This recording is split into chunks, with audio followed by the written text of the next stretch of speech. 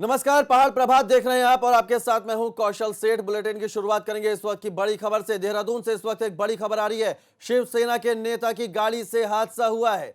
देहरादून से एक बड़ी खबर आपको बता रहे हैं। एक सिक्योरिटी गार्ड को शिवसेना के जो नेता है उसकी गाड़ी ने कुचल दिया है और इस हादसे में सिक्योरिटी गार्ड की मौत हो गई है। पुलिस ने आरोपी शिवसेना नेता को गिरफ्तार किया है। नशे की हालत में था आरोपी नेता कुलदीप। डालनवाला थाना क्षेत्र का यह मामला है। तो बड़ी खबर आपको देहरादून से बता रहे हैं। देहरादून में नेता की गाड़ी ने सिक्योरिटी गार्ड को कुचला है और यह नेता शिवसेना का बताया जा रहा है।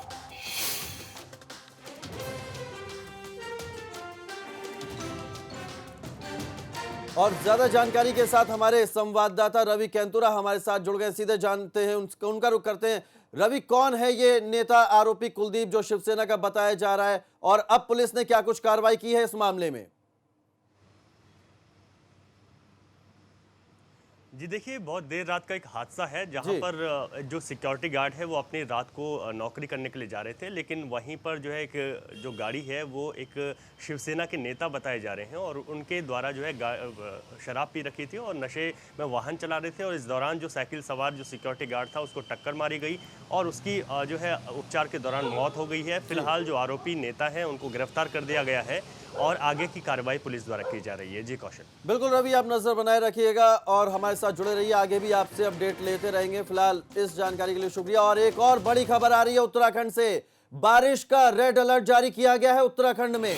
13 और 14 अगस्त को भारी बारिश का अलर्ट जारी किया है उत्तराखंड में।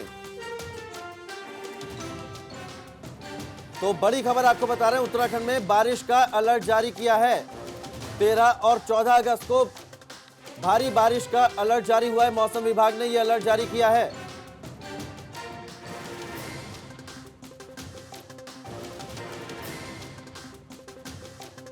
और साथ ही ये बड़ी खबर आपको साथ ही दिखा रहे हैं, बागेश्वर में बारिश के बाद भूस्खलन हुआ है। तस्वीरें आपको दिखा रहे हैं किस तरह से पहाड़ी से भूस्खलन हुआ है। और बड़ी खबर, उत्तराखंड में बारिश का रेड अलर्ट जारी हुआ है। 13 और 14 अगस्त को भारी बारिश का रेड अलर्ट जारी किया गया है। मौसम विभाग ने यह रेड अलर्ट जारी किया है। 13 और 14 अगस्त को भारी बारिश की संभावना जताई है। और इसी खबर पर ज्यादा जानकारी के साथ रुक करते हैं। देहरादून से हमारे संवाददाता रवि केंतुरा हमारे साथ जुड़े हैं। रवि, जिस तरह से लगातार मौसम विभाग भी अलर्ट जारी कर रहा है, उत्तराखंड में जो बारिश है, जिस तरह से लैंडस्लाइड हो रहा है, उसकी तस्वीरें हम लगातार अपने दर्शकों को दिखा रहे हैं। लेकिन ये रेड अलर्ट कितना खतरनाक साबित होगा?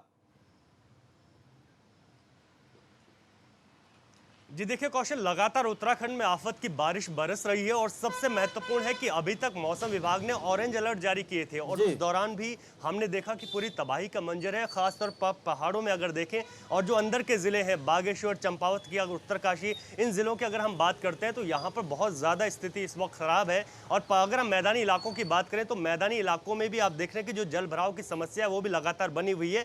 ऐसे में 2 दिन का रेड अलर्ट जारी हो जाना ये प्रदेशवासियों के लिए चिंता का विषय है।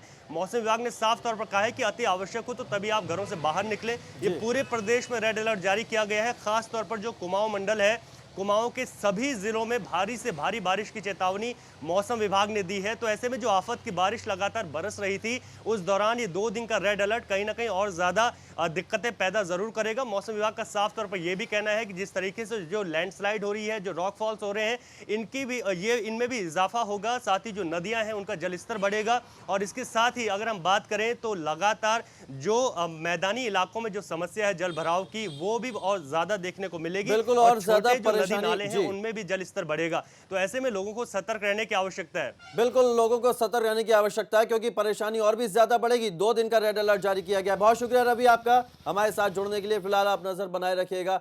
आगे बढ़ते हैं। बागेश्वर से भी बड़ी खबर आ रही है। बारिश के बाद भूस्खलन हुआ है बागेश्वर में। पहाड़ी से पत्थर गिरे हैं और एक बड़ा हादसा टल गया है। तो एक्सक्लूसिव तस्वीरें आपको दिखा रहे हैं ये बागेश्वर की, जहां के कपकोट ब्लॉक में सोंग मुनार रोड पर भूस्खलन हुआ है। ये तस्वीरें देखिए, पहाड़ी से किस तरह से मलबा गिर रहा है। बागेश्वर की ये तस्वीरें हैं जहां बारिश के बाद भूस्खलन हुआ है। एक्सक्लूसिव तस्वीरें एबीपी गंगा पर हम आपको दिखा रहे हैं। कितनी भारी तादाद में पहाड़ के ऊपर से ये मलबा गिरता हुआ नजर आ रहा है। कपकोट ब्लॉक में सोंग मुनार रोड पर यह भूस्खलन हुआ है। हिमांशु ज्यादा जानकारी के साथ हमारे संवाददाता हमारे साथ जुड़ गए। हिमांशु, कहां पर यह भूस्खलन हुआ है और फिलहाल स्थिति क्या है वहां पे? हाँ देखिए, जिस तरीके से पहाड़ों में बारिश का सिलसिला लगातार है मूसलाधार, तो बारिश के बाद अमूमन लैंडस्लाइड की घटनाएं ज़्यादा पहाड़ों में बढ़ जाती हैं। ऐसा ही एक नज़ारा कपकोट ब्लॉक के अंतर्गत ग्रामीण सड़क है ये, सोंग मुनार की। हादसा होते होते टला है। गनीमत ये रही कि ये आबादी वाले इलाके में हादसा नहीं हुआ और ना ही उस समय कोई वाहन गुजर रहा था, क्योंकि ये सड़क कई किलोमीटर बाधित है और जी। इस वजह से भी ये हादसा नहीं हुआ। तो इस हम कह सकते हैं कि कहीं ना कहीं लैंडस्लाइड के जो खतरे हैं पहाड़ों में बढ़ते जा रहे हैं और कहीं ना कहीं शासन प्रशासन भी इस घटना बिल्कुल, के बाद खतरे बढ़ते जा रहे हैं। बहुत शुक्रिया हिमांशु आपका तमाम जानकारी के लिए। तो एक्सक्लूसिव तस्वीरें दिखा रहे हैं बागेश्वर की। कपकोट ब्लॉक में ये भूस्खलन हुआ है। पहाड़ी से किस कदर मलबा गिर रहा है ये आप इन तस्वीरों के जरिए देख सकते हैं।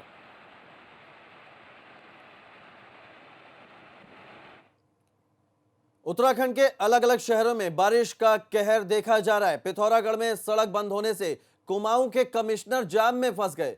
हरिडिया के पास कुमाऊं कमिश्नर काफी देर तक फंसे रहे। सड़क पर पहाड़ से जबरदस्त लैंडस्लाइड हुआ। तो ये तस्वीरें उस वक्त की हैं जब सड़क बंद होने से कुमाऊं कमिश्नर फंस गए। सड़क पर लैंडस्लाइड लगातार हो रहा है। कुमाऊं कमिश्नर यहां से गुजर रहे थे, लेकिन ये तस्वीरें आप देखिए, लैंडस्लाइड के चलते सड़क पूरी तरह से ध्वस्त है। सड़क पर मलबा ही मलबा है। हालांकि रास्ते को खोलने के लिए काम भी चल रहा है, लेकिन अभी फिलहाल इतनी राहत नहीं मिली है कि यहां से आवाजाही हो सके। सड़क बंद होने से कुमाऊं कमिश्नर यहां फंस गए। बहुत लंबे समय से काफ़ी क्रॉनिक स्लिप जोन में आता है, डिस्टेबलाइज हो गया है। तो इसको स्टेबलाइजेशन के लिए पीडब्ल्यूडी ने एस्टीमेट बनाया था, लेकिन समय के साथ साथ इसकी लेंथ भी बढ़ गई और थोड़ा नेचर भी बदल गया। तो पीएसडीसी के मदद से एक डीपीआर बनाई जा रही है, जिसको जल्दी ही सैंक्शन कराने के लिए प्रस्तुत किया जाएगा। पिथौरागढ़ के मुनस्यारी में आपदा के कई दिन बाद भी हालात अभी तक सामान्य नहीं हो पाए। सड़कें ध्वस्त हैं। ऐसे में अब इलाके में खाने पीने की चीजों की भी किल्लत होने लगी है। हरडिया के पास थल मुनस्यारी मोटर मार्ग बारिश और भूस्खलन की वजह से फिर से बाधित है। इसी क्षेत्र के तेजम के बांथीगुट में बारिश और भूस्खलन से 5 मकान खतरे की जद में आ गए हैं। तो पिथौरागढ़ के मुनस्यारी में अभी तक हालात नहीं सुधरे हैं। भूस्खलन की वजह से 5 मकानों पर खतरा मंडरा रहा है। लगातार भूस्खलन की तस्वीरें हम आपको दिखा रहे हैं, किस तरह से पहाड़ी से मलबा दरक रहा है। तो लोगों के सामने अब खाने पीने की चीजों का भी संकट मंडराने लगा है।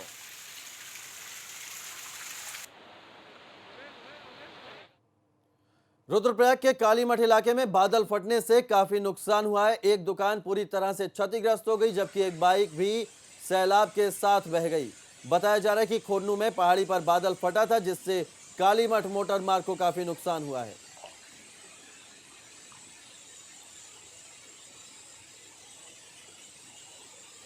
तो कालीमठ में बादल फटने से काफी नुकसान हुआ है। मेरे दुकान के ऊपर से चट्टान टूट करके फ्लड आ गया है। यही दुकान मेरा एक जीवन यापन का सहारा है, जिसमें मेरे 5-6 लाख का नुकसान हो चुका है। इसमें अलग से एक बाइक अंदर टूटी या फंसी पड़ी है, पता नहीं चल रहा है कि टूट गई है। अंदर तक मलबा भर करके पानी भर गया है।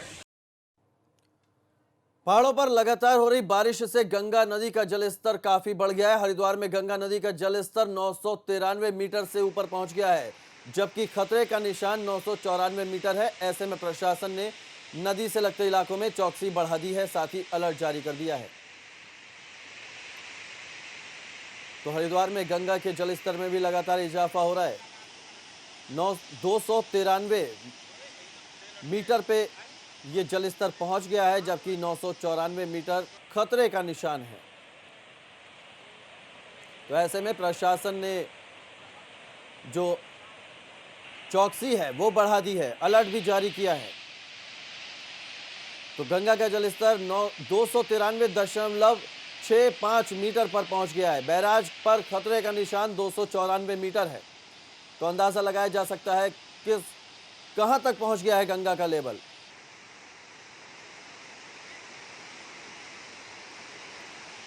तो हरिद्वार की ये तस्वीरें हैं जहां गंगा का जलस्तर बढ़ गया है।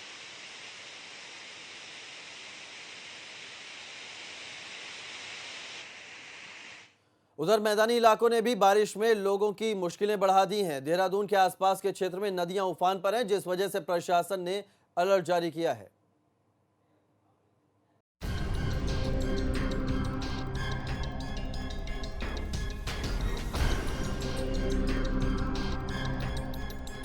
पहाड़ों में हुई तेज बारिश से देहरादून में नदियां उफान पर बह रही हैं।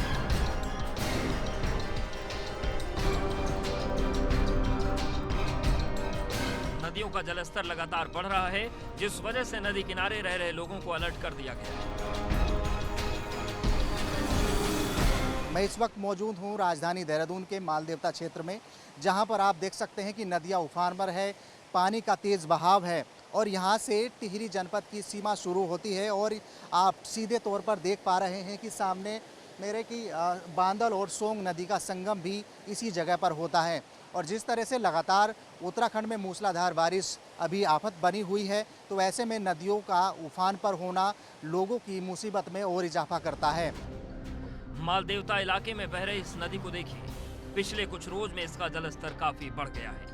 जब बारिश होती है तो ऊपर ज़्यादातर पहाड़ों में जो बहुत तेज़ बरसात होती है, यहाँ पता नहीं होता कब नदी का जलस्तर बढ़ जाए और कब यहाँ भारी नुकसान हो जाए।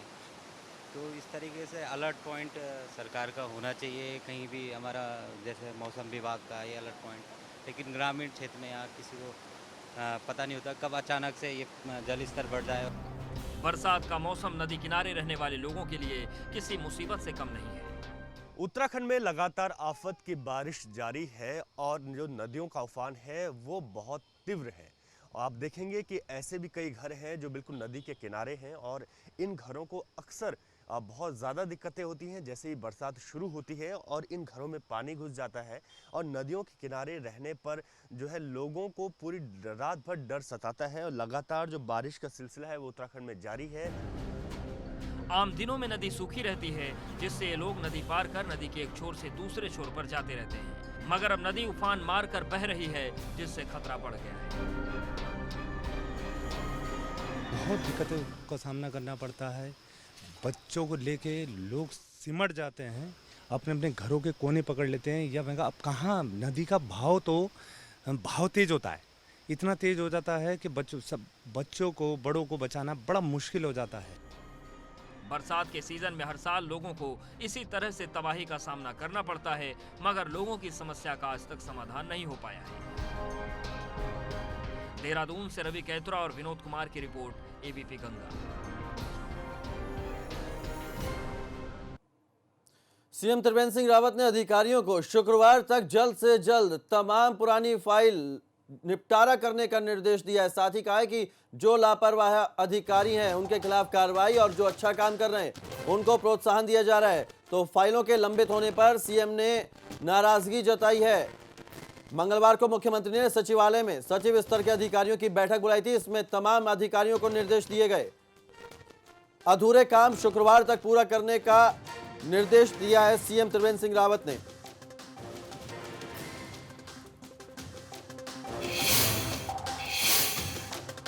विभागों में तो स्पष्ट निर्देश दिए गए हैं कि शुक्रवार की सायंकाल तक जिनको लंबा समय हो गया है अनुभागों में, उनको हटाने के आदेश शुक्रवार तक निर्गत कर दें।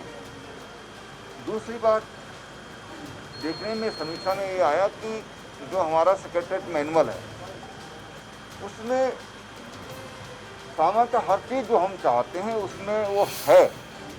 मैनुअल में वो व्यवस्थाएं हैं कि कितने दिन में फाइल कहाँ पर उसका निदान हो जाना चाहिए, कितने दिन में आदेश निर्गत हो जाना चाहिए, तमाम व्यवस्था उसमें हैं। इसलिए हमने कहा कि एक वर्कशॉप आप जितने भी हमारे सेक्शन ऑफिसर हैं, चाहे आरओ हों चाहे एसओ हों, उनकी वर्कशॉप आप करिए, उनको बताइए कि आपका दायित्व क्या है, आपके कर्तव्य क्या है।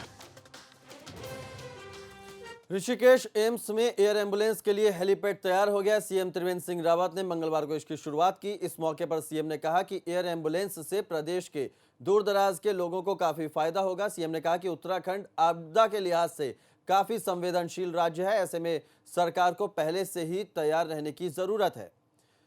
तो एयर एम्बुलेंस की शुरुआत हुई है ऋषिकेश एम्स में। सीएम त्रिवेंद्र सिंह रावत ने यह शुरुआत की है और कहा है कि उत्तराखंड जो है आपदा संभावित राज्य है, ऐसे में यहां एयर एम्बुलेंस की बेहद जरूरत है। आपदा के समय इससे काफी फायदा मिलेगा। तो ऋषिकेश एम्स में एयर एम्बुलेंस सेवा के लिए हेलीपैड बनाया गया है। मुख्यमंत्री त्रिवेंद्र सिंह रावत ने इसका उद्घाटन किया था।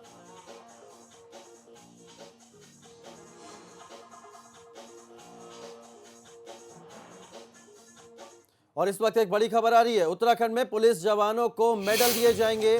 स्वतंत्रता दिवस के उपलक्ष्य में ये मेडल दिए जाएंगे। धीरेन्द्र सिंह रावत को मिलेगा मेडल।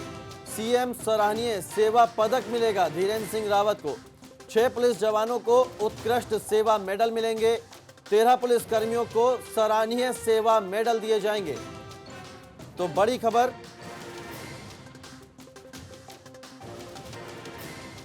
ADG jail पी.वी.के. प्रसाद पर एक युवक के घर वालों ने उनके बेटे की पिटाई करवाने का आरोप लगाया है।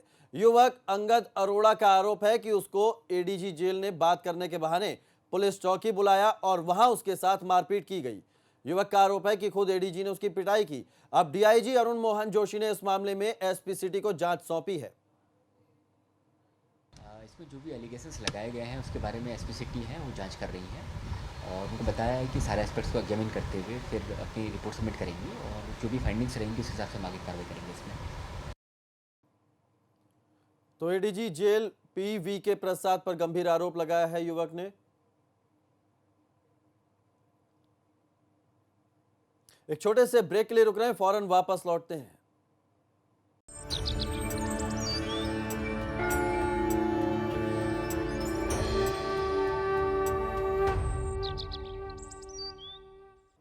ब्रेक के बाद स्वागत है आपका और इस वक्त एक बड़ी खबर आ रही है चमोली से। नंदा देवी लोकजात यात्रा का आज शुभारंभ होगा। बड़ी खबर आपको बता रहे हैं, नंदा देवी लोकजात यात्रा का शुभारंभ होगा आज। कैलाश के लिए विदा होगी मां नंदा की डोली। सिद्धपीठ कुरुड़ से कैलाश रवाना होगी डोली और कोरोना के चलते कम ही लोग इसमें शामिल होंगे। कम लोगों को ही इस यात्रा में शामिल होने की परमिशन मिली है। तो बड़ी खबर चमोली से आपको बता रहे हैं, नंदा देवी लोकजात यात्रा का आज शुभारंभ होगा। आज कैलाश के लिए विदा होगी मां नंदा की डोली। सिद्धपीठ कुरुड़ से कैलाश के लिए रवाना होगी मां नंदा की डोली। कोरोना के चलते कम ही लोग इसमें शामिल होंगे। कोरोना काल की वजह से यह फैसला लिया गया है।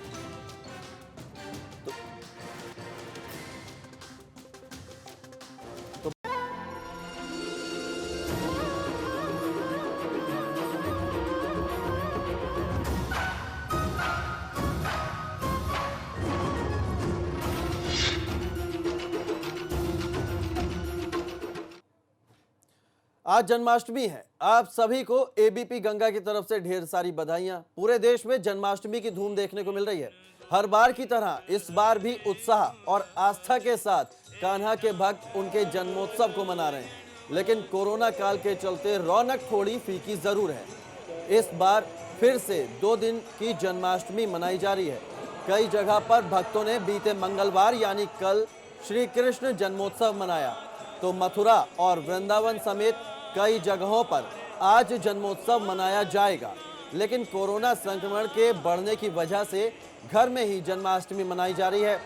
ज्यादातर मंदिरों को बढ़ते संक्रमण के चलते खोला नहीं गया है। इस बार किस तरह की धूम है ये आपको 5 तस्वीरों के जरिए दिखा रहे हैं। कान्हा की नगरी तो दुल्हन की तरह सजा दी गई है। वहीं कई जगह ऑनलाइन जन्माष्टमी मनाने की भी तैयारी है, यानी मंदिरों में पूजा आरती को ऑनलाइन देख सकेंगे। तो जन्माष्टमी की धूम है। मथुरा को दुल्हन की तरह सजाया गया है। गाजियाबाद में भी, उत्तराखंड में भी लोगों ने जन्माष्टमी मनाई है और कुछ लोग आज भी मना रहे हैं। उत्तराखंड से भी 5 अलग अलग शहरों की तस्वीरें आपको दिखाते हैं। देहरादून, रामनगर, पौड़ी, कर्णप्रयाग और हल्द्वानी की ये तस्वीरें आपको दिखा रहे हैं, जहां मंगलवार को भी जन्माष्टमी मनाई गई, लोग पूजा अर्चना करते नजर आए। कोरोना की वजह से जन्माष्टमी पर होने वाले तमाम कार्यक्रम रद्द कर दिए गए, लेकिन प्रशासन की गाइडलाइन के मुताबिक लोगों ने जन्माष्टमी का त्योहार मनाया। तो ये 5 तस्वीरें देहरादून, रामनगर, कर्णप्रयाग, पौड़ी और हल्द्वानी की, जहां पर जन्माष्टमी के त्योहार को एहतियात के साथ मनाया गया। हालांकि 2 दिन जन्माष्टमी का त्योहार मनाया जाता है। मंगलवार को भी जन्माष्टमी का त्योहार मनाया गया कुछ जगहों पर, और आज भी जन्माष्टमी का त्योहार मनाया जा रहा है। ये उत्तराखंड की 5 तस्वीरें हैं। देहरादून, रामनगर, कर्णप्रयाग, पौड़ी और हल्द्वानी में जन्माष्टमी के पर्व को मनाया गया। मंदिरों को सजाया गया, सोशल डिस्टेंसिंग के साथ श्रद्धालु पहुंचे और यहां पर भगवान की पूजा अर्चना की। तो एबीपी गंगा पर देखिए आप भक्ति के रंग। तो फिलहाल इस बुलेटिन में इतना ही, लेकिन एबीपी गंगा पर खबरों का सिलसिला लगातार जारी है।